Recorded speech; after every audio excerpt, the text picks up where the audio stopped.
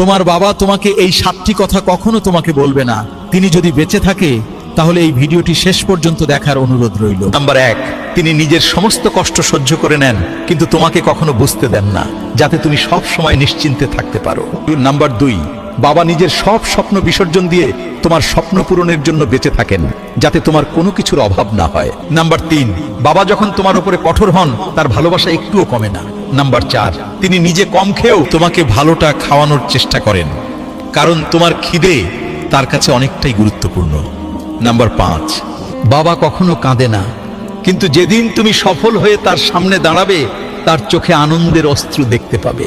Number 6, তিনি তোমাকে মজবুত বানাতে চাই বলে সব সমস্যায় সাহায্য করে না, যাতে তুমি নিজে সমাধান করা শিখতে পারো। নাম্বার 7, যেদিন তিনি এই পৃথিবী ছেড়ে চলে যাবেন সেদিন বুঝবে তাকে ছাড়া জীবন কতটা কঠিন, কিন্তু তখন আর কিছুই করার থাকবে না।